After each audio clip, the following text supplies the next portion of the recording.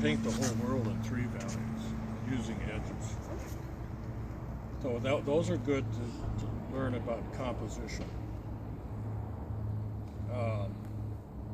And the idea is to simplify them is where let's see, where this row of bushes here and this were the same, pretty close to the same value, but they're different color. Or these bushes here, the dark side were the same value, but maybe different color. But the idea, because the old saying is value does all the work, color gets the credit.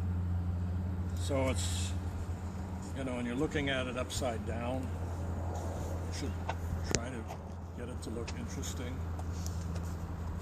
Here's another one. So, interesting shapes. You know, these trees have got a little variation to it. The same with these.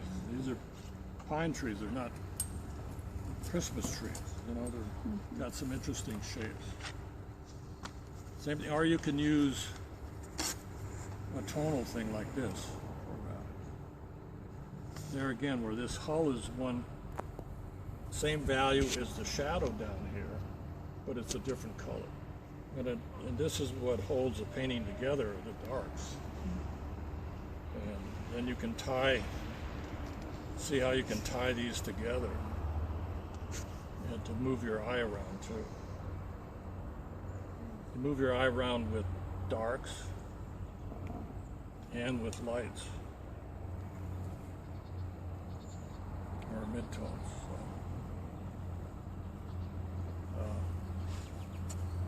Do you ever make up darks or lights to go with the picture? Yeah. Yeah. Even if it's not. Yeah. If it's not there, if you think of something that's going to help it, you know, whether it's a camel or a fir tree, if it's going to help the painting, do it. It's amazing. We're all artists, and we can paint anything, anywheres, any way we want. You know, we need to allow ourselves that freedom. You know, you can move a mountain, you can move buildings. That's really our job, is to do that, to make it better. That's our job as artists, not to copy. Amateurs copy. So we're not just there to copy. You know, we're going to call ourselves artists, let's act like artists. You know, and try to create something. I'm being too harsh.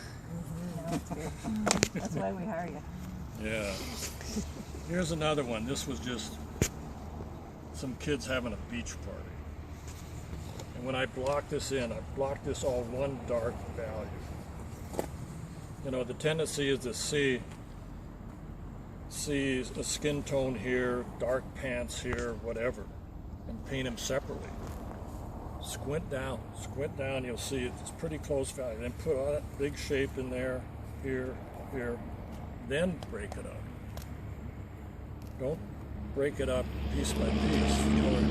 That's what makes paintings fall apart. Big shapes, you know. Try to analyze your painting and simplify it as much as you can. You know, I think those of you who take workshops, how often have you ever heard that? Simplify. At the start. Basically, it's working large to small and trying to see beyond the little things. See design or shapes or colors beyond all this. I mean, it's crazy out here. There's thousands of leaves and flowers. You know, if we try to copy it, we'd go nuts. And it would take us 4 days. So you only have 2 hours. And that's why plein air painting is good, even if you don't like to go out that much or work in the studio, because it makes you think of doing the right things, getting the right big shapes and colors, get them to work.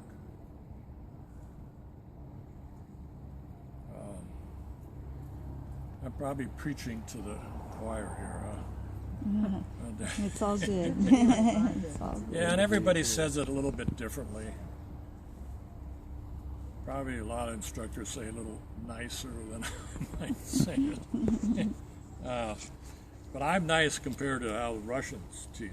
I mean, you guys are probably sick of the story, but you ever heard of Sergei Bongard? Oh, he was taught a lot of people up here. What a great colorist and quite a character, more of an exhibitionist, but some lady was out there doing he'd have these huge setups, still lifes outside in his ranch in Rexburg, Idaho. And people would paint on him all day. And this one poor lady was out there painting on 2 days, and he come over and he says, you know, after 1,500 brush strokes, you would have thought you gotten one right. Great. Did you ever study with him on that? No.